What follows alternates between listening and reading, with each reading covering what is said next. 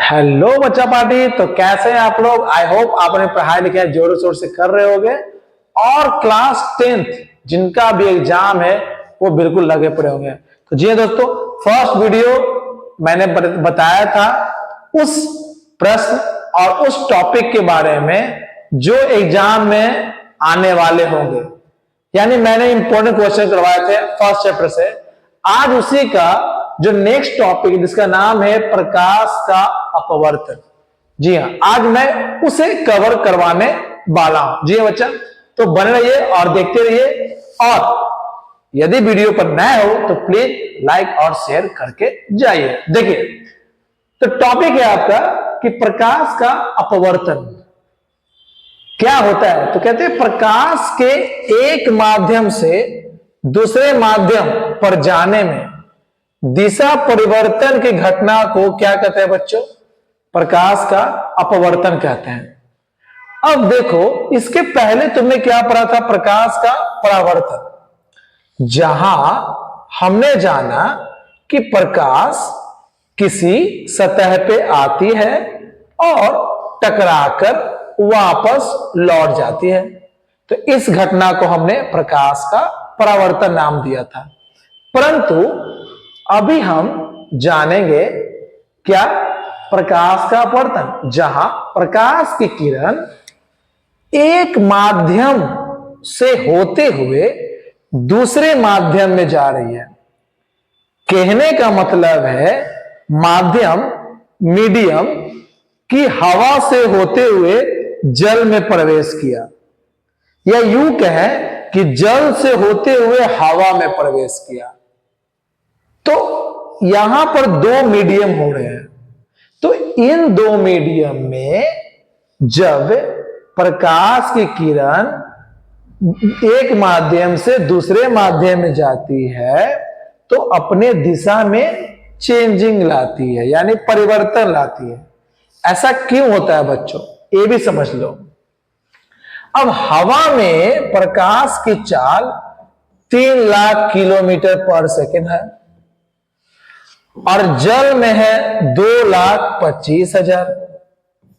अब ये बताओ कि कोई भी वस्तु ही हो, अगर 3 लाख के स्पीड से आ रहा है और जैसे ही दूसरी जगह पर जाता है मीडियम में 2,25 हो जाता है, तो बिल्कुल वह अपने दिशा में क्या लाएगा? चेंजिंग तो लाएगा ही लाएगा, क्योंकि उसके वेलोसिटी में क्या आ गया? डिफरेंस आ गया।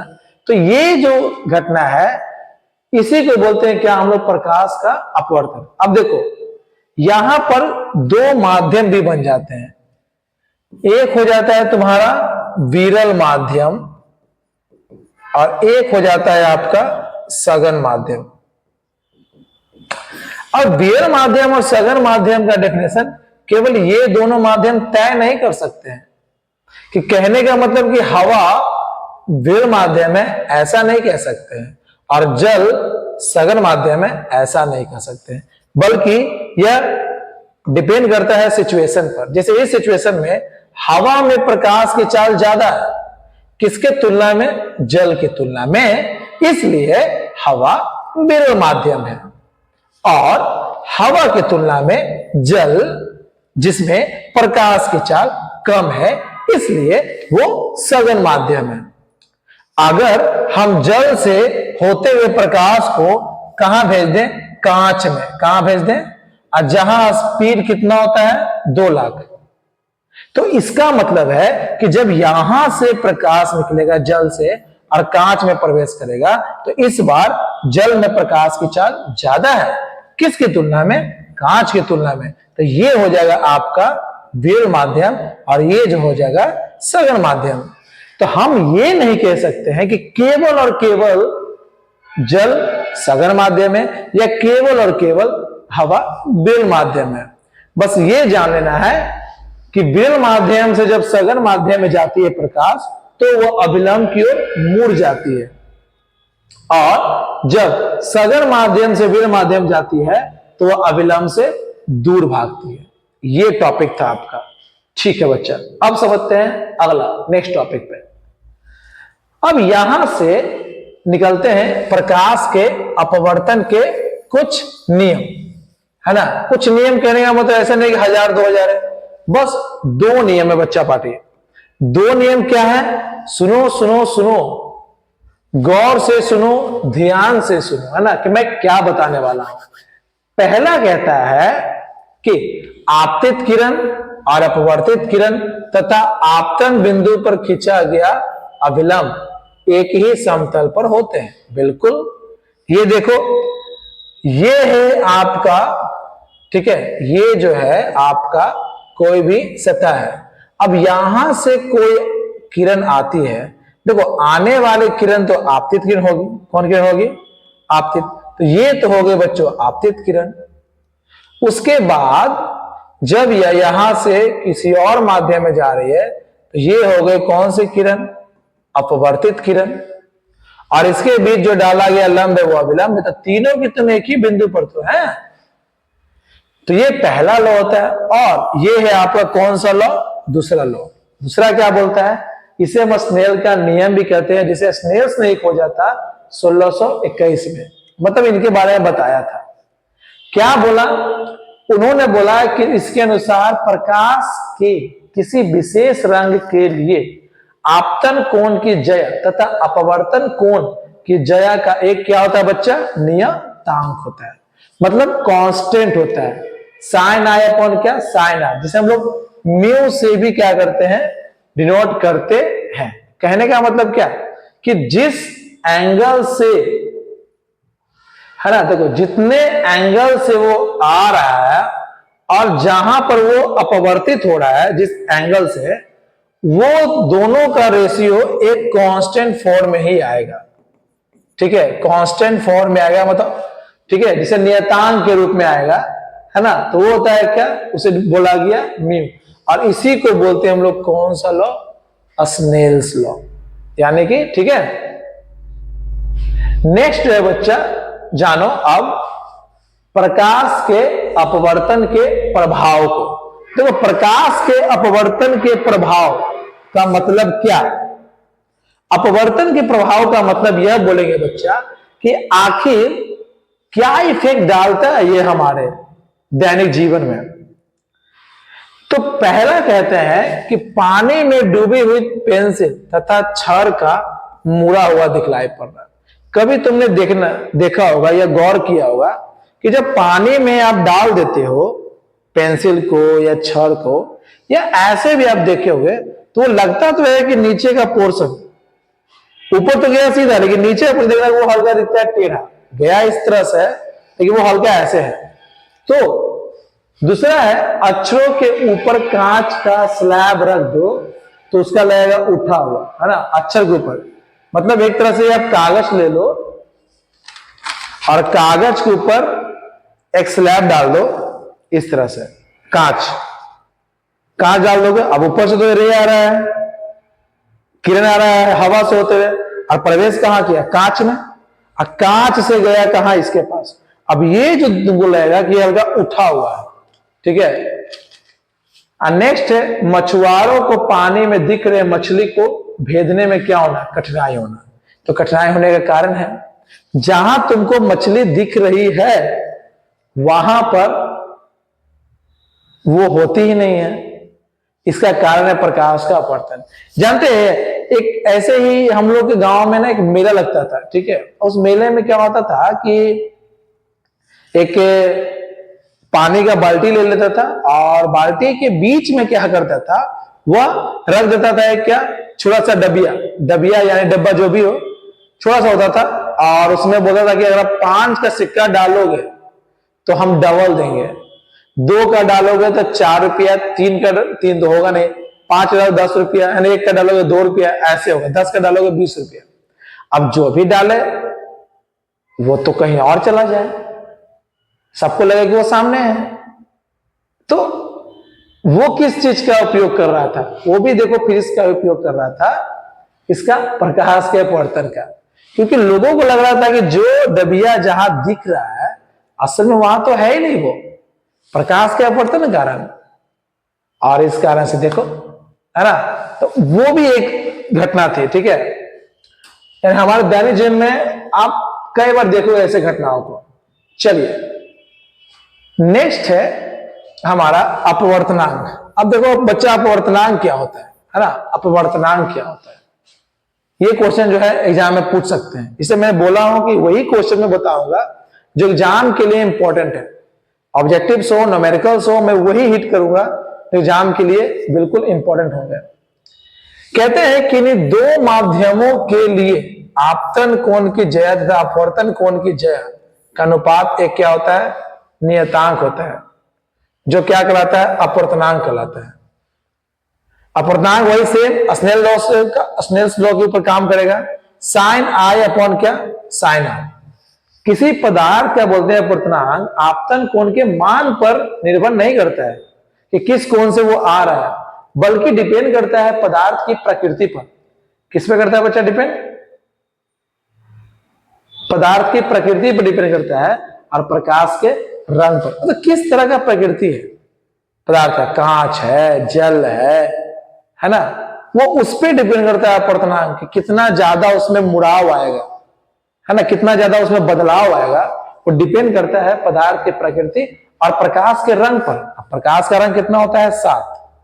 ये हम अगले चैप्टर में जस्ट पढ़ने वाले हैं, मानव नेत्र को। ठीक है, तो ये है अपवर्तनांक। ठीक है, नेक्स्ट जो है बच्चा है निरपेक्ष अपवर्तनांक। क्या होता है, देखो निरपेक्ष अपवर्तनांक क्या होता है बच्चा, निरपेक्ष अपवर्तनांक होता है, बोलते हैं निर्वात में प्रकाश की चाल और किसी माध्यम में प्रकाश के चाल के अनुपात को हम बोलते हैं क्या, निरपेक्ष अपवर्तनांक कहते हैं। कौन सा अपवर्तनांक कहते हैं, निरपेक्ष अपवर्तनांक। अब इसको बोलते हैं हम लोग शॉर्ट में क्या, n बराबर c बाय v। c का मतलब क्या होता है बच्चा, प्रकाश की चाल, और v का मतलब होता है क्या, माध्यम में प्रकाश की चाल। अब इस पर एक क्वेश्चन भेजा है, गौर से देखना। प्रकाश हवा से कांच की प्लेट प्रेस करती है, ये देखो ऐसे है ना, मान लो इस तरह से कांच का प्लेट है, यहां से आया और ये प्रवेश किया, यहां देखो मुड़ जाएगा हल्का सा। उस समय जो अपवर्तनांक है कांच का कितना दिया हुआ है, 1.5। ठीक है, कांच में प्रकाश का वेग क्या करना है, ज्ञात करना है। तो देखो क्या होता है फॉर्मूला, n बराबर c अपॉन v। अब अपवर्तनांक दिया हुआ है कितना, 1.5, और प्रकाश का वेग कितना दिया हुआ है, 3 इंटू 10 के पावर 8। पूछ रहा है क्या, v का मतलब क्या, कांच में प्रकाश का वेग निकालना है। तो बताओ बच्चा क्या जाएगा, v बराबर हो जाएगा 3 इंटू 10 टू पावर 8 अपॉन कितना, 1.5 कट गया, कितना हो गया बताओ, 2, यानी 2 इंटू 10 टू पावर 8 मीटर पर सेकेंड। ये हो गया किसका, कांच का वेग। इसके बाद अब बच्चा समझते हैं एक और मेन टॉपिक जो काफी ज्यादा एग्जाम में पूछता है, वो है तुम्हारा कौन, लेंस। जी है बच्चा, लेंस क्या होता है, तो कहते हैं कि दो निश्चित आकार वाले ज्यामितीय सतहों से घिरा पारदर्शी माध्यम क्या कहलाता है बच्चा, तो लेंस कहलाता है। क्या कहलाता है, लेंस कहलाता है। कहते हैं कि लेंस जो होता है बच्चा वो होता है दो प्रकार के, उत्तल और क्या, अवतल।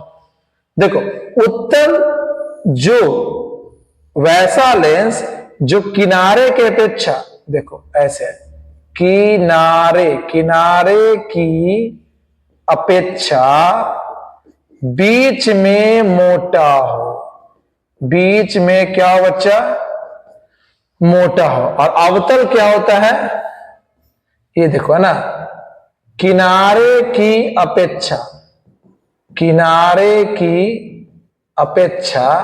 क्या, बीच में क्या हो, पतला हो, बीच में क्या हो, पतला हो। ओके, तो ये जो है कौन सा लेंस है, अवतल लेंस है, और ये कौन सा लेंस है, उत्तल लेंस है। ओके, ध्यान रखना इस बात को, ये क्वेश्चन भी काफी इंपॉर्टेंट हो जाता है एग्जाम के व्यू से। ओके, नेक्स्ट जो टॉपिक है बच्चा ध्यान देना इसके बाद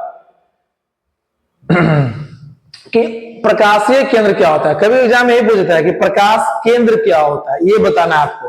प्रकाश केंद्र एक ऐसा टॉपिक हो जाता है, मतलब छोटा सा तो है, लेकिन ये कहीं भी एग्जाम में कभी आपके प्री बोर्ड हो जाते हैं या निसेंटअप हो जाता है वहां, या अलग अलग पर्सनल में क्वेश्चन पूछते रहते हैं ना एग्जामों में, ठीक है। तो ध्यान देना इसको। जैसे प्रकाशीय केंद्र होता है क्या है, जब प्रकाश की किरण लेंस के केंद्र से सीधे निकल जाए, चाहे देखो चाहे वो उत्तल लेंस से क्यों ना हो, या यूं कहें कौन सा लेंस, अवतल लेंस हो, वो सीधे जो है निकल जाएगा एक जगह से, सेंटर से निकलेगा। ओके, कहां निकलेगा, सेंटर से। ओके, सेंटर से क्या हो जाएगा बच्चा, निकल जाएगा। ये देखो है ना, सेंटर से क्या हो जाएगा बच्चा, निकल जाएगा। तो ये होता है क्या, प्रकाश केंद्र होता है। नेक्स्ट जो टॉपिक देखोगे बच्चा इसके बाद, लेंस का द्वारक है ना। ये देखो, ये कभी कभी वर्ड ऐसे होते हैं कि टीचर से भी छूट जाते हैं ना, शिक्षक से भी छूट जाते हैं, लेकिन कभी कभी ये भी क्वेश्चन आपको दे सकता है इस बार एग्जाम में ना, एक लेंस का द्वारक जान लो।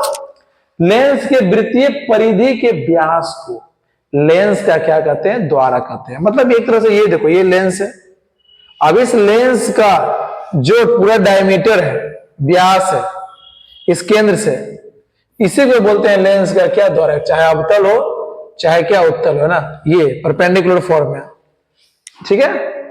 नेक्स्ट है छोटे छोटे टॉपिक, इसलिए आपको आसानी से क्लियर हो जाएगा। देखो मैंने इसे वीवीआई रखा है आपके एग्जाम के लिए, कि इस बार ये एग्जाम में आपके पूछ सकता है कि जब वस्तु को लेंस की दूनी फोकस पर रखा जाए, यानी जब 2f पर रखेंगे तो प्रतिबिंब कहां और किस तरह का बनेगा। आप क्लियर देख पा रहे होगे उत्तल लेंस में कि यह वस्तु है और ये इसका प्रतिबिंब है, जस्ट इसका उल्टा बना हुआ है ये, ठीक है। और जस्ट वस्तु की क्या हो गई, बराबर भी है और वास्तविक उल्टा है। तो ये क्वेश्चन इंपॉर्टेंट होता है आप एग्जाम के व्यू से, याद रखिएगा। नेक्स्ट जो टॉपिक है बच्चा, अब देखो जो प्रकाश के परावर्तन में जो चीज पढ़ा था ना आपने, यहां भी वही चीज पढ़ा, जैसे वास्तविक प्रतिबिंब, काल्पनिक प्रतिबिंब, फोकस, फोकस दूरी, है ना, ये सब चीजें जो आप वहां पर पढ़ चुके हो, आवर्धन, चिन्ह पर पाटी, वहां भी पढ़े हो। तो यहां भी वो सब सेम है, बस वहां प्रकाश का परावर्तन था, यहां बस ऐड कर देना है क्या, प्रकाश का अपवर्तन। इसलिए वो वहां के लिए इंपॉर्टेंट था, और यहां के लिए जो इंपॉर्टेंट है वो मैं आपको बताते जा रहा हूं। तो लेंस सूत्र, ये आपके कौन सूत्र है, लेंस सूत्र। दर्पण सूत्र में प्लस होता था, और ये क्या है आपका, माइनस है। आवर्धन वहां माइनस v अपॉन यू होता था, यहां है क्या, v बटा यू। लेंस की क्षमता क्या होता है बच्चा, कहते हैं किसी लेंस द्वारा प्रकाश की किरण को अभिसरण करना या क्या करना, अपसरण करना, यानी कि एक बिंदु पर मिला देना, एक बिंदु पर मिला देना, या एक बिंदु से होकर क्या हो जाना, फैल जाना, इस घटना को बताने वाला कौन है, लेंस की क्षमता। अब इसका फॉर्मूला क्या होता है, P = 1/f। ओके, ध्यान रखिएगा। नेक्स्ट जो टॉपिक है बच्चा, ध्यान रखना है, नेक्स्ट जो टॉपिक है वो है ये कि उत्तल लेंस को अभिसारी और अवतल को अपसारी क्यों कहते हैं। देखो ध्यान से, आप पिक्चर तो देख पा रहे होगे, अब ये समझो, जब उत्तल लेंस से कोई किरण पास करती है ना, तो वो सब के सब एक बिंदु पर जाके क्या हो जाती है बच्चा, अभिसारित हो जाती है, मिल जाती है। इसीलिए हम उत्तल को बोलते हैं कौन सा लेंस, अभिसारी। याद रखना, ये क्वेश्चन पूछता है एग्जाम में ऑब्जेक्टिव। और अवतल को अपसारी क्यों कहते हैं बच्चा, क्योंकि यह एक बिंदु सोर्स से निकलकर क्या हो जाता है बच्चा, फैल जाता है। क्या होता है, देखो है ना, क्या कर गया, फैल जाएगा, ठीक है ना। तो ये क्या होता है आपका अपसारी लेंस। कौन लेंस होता है, अपसारी लेंस। ओके, ध्यान रखिए इस बात को, ठीक है। चलिए, तो उत्तल को अभिसारी कहते हैं जो एक बिंदु पर मिलता है, और अवतल को आप क्यों बोलते हैं अपसारी, क्योंकि एक बिंदु से क्या होता है, फैलता, सॉरी यहां नहीं, यहां क्या हो जाएगा, ये फैलता चला जाएगा, ठीक है ना, फैलता क्या हो जाएगा, चला जाएगा। तो ये होता है आपका क्या, अपसारी लेंस, ठीक है। सेंटीमीटर फोकस दूरी के उत्तल लेंस से 15 सेंटीमीटर की दूरी पर एक वस्तु, यानी f जो है आपका उत्तल लेंस है। कौन सा लेंस है, उत्तल लेंस। तो उत्तल लेंस में f जो होगा बच्चा प्लस में, यानी प्लस कितना सेंटीमीटर, 10।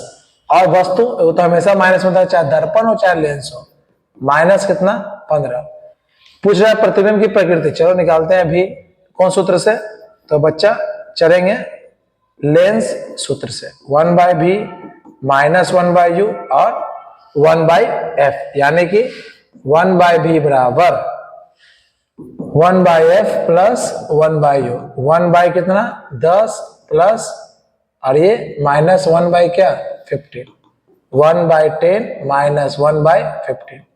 15 10 का एलसीएम कितना होगा बच्चा, सोच लो, 5 2 10, 5 से 2 और ये 3 हो गया, ठीक है, 3 चौ कितना हो गया 30, तो ये हो गया 3, ये हो गया 2, 1/30, यानी v का जो वैल्यू है वो कितना आ गया बच्चा 30 सेंटीमीटर आ गया कैची में प्लस में, तो ये तो हो गया कम से कम, समझ आ गया, यह काल्पनिक बनने वाला है, काल्पनिक बन गया। ओके, अब देखो इसके बाद, अब इसके बाद पूछ रहा है क्या, आवर्धन और स्थान। तो ये समझ में आ गया कि वस्तु के विपरीत बन रहा है, वस्तु के विपरीत बन रहा है, और ये हो गया तुम्हारा क्या काल्पनिक।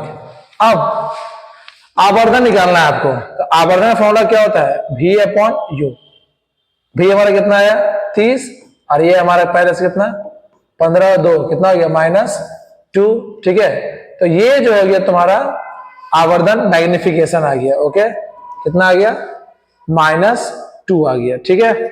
चलिए नेक्स्ट क्वेश्चन देखो बच्चा, नेक्स्ट क्वेश्चन क्या है, नेक्स्ट जो क्या बोल रहा है, 20 सेंटीमीटर फोकस दूरी के अवतल लेंस से, ध्यान देना, फोकस अवतल लेंस, कौन सा लेंस है अवतल, यानी कि -20, 30 सेंटीमीटर की दूरी पर u कितना सेंटीमीटर 30 सेंटीमीटर, 4 सेंटीमीटर ऊंची एक वस्तु, यानी कि हमने मान लिया H1 हो गया कितना 4 सेंटीमीटर। प्रतिबिंब का स्थान यानी क्या पूछ रहा है पहले v, और आकार बताना उसका, यानी क्या पूछ रहा है तुमसे H2। ये जो फॉर्मूला होता है m बराबर कितना होता है, यहां देखो पहले ये निकाल लेते हैं, 1/v माइनस 1/u और 1 क्या f, कौन सूत्र से बच्चा, लेंस सूत्र से।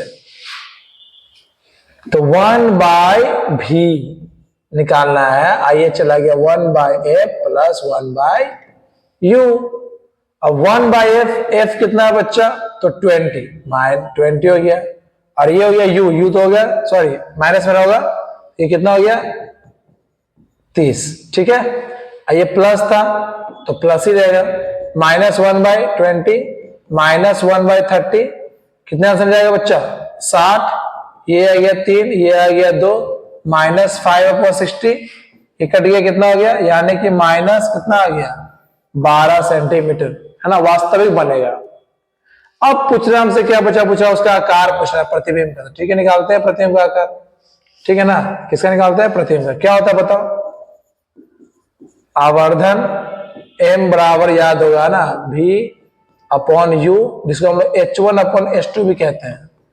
v हमारा है -12 है बच्चा, u कितना है हमारा -30 है, H1 4 और H2 हमसे क्या कर रहा है पूछ रहा है ना, कर लो बराबर, 4 से हो गया 3, -1 गया 3 से कितना हो गया 10, यानी H2 का वैल्यू कितना गया बच्चा 10 सेंटीमीटर आ गया, ठीक है ना।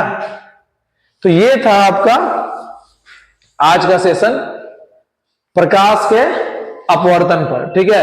एक और क्वेश्चन है जो एग्जाम में ऑब्जेक्टिव पूछ देता है, जो आपको ध्यान रखना है, एग्जाम में पूछना ही पूछना है, एक नंबर से पूछेगा चाहे जो भी हो जाए, तय आएगा मतलब आएगा, ओके, ध्यान रखना। ये देखो लेंस की क्षमता दिया हुआ है, यानी P दिया हुआ है कितना बच्चा 5 डायोप्टर, लेंस की क्षमता का ऐसा है मात्र डायोप्टर होता है, ध्यान रखना है ना। अब पूछ रहा है क्या हमसे F, अब तुम जानते हो P इक्वल टू होता है 1/f, तो F इक्वल टू 1/p तो होगा ही, 1 कितना हो गया 5, डिवाइड करोगे तो 0 पॉइंट कितना हो जाएगा 2, तो ये जो 0.2 आया एज अ मीटर के टर्म में आएगा ना, अगर बदलना है इसको तो सेंटीमीटर में जाएगा 0.2 इंटू 100, यानी कितना हो गया 20 सेंटीमीटर हो गया इसका फोकस। क्लियर बच्चा? तो ये जब था एग्जाम में ऑब्जेक्टिव क्वेश्चन पूछ देता है कभी कभार, ध्यान रखना, ठीक है। तो ये तुम्हारा प्लस प्लस के टर्म में आ गया। ओके, तो ये सब इससे पता चल जाता है भाई कि ये जो जितने भी क्वेश्चन होते हैं आप इन्हें बारीकियों से देखोगे, समझोगे, तभी एग्जाम में अच्छे ढंग से क्या कर पाओगे, डील कर पाओगे। ठीक है, आई होप ये सेशन समझ में आ गया होगा अच्छे से।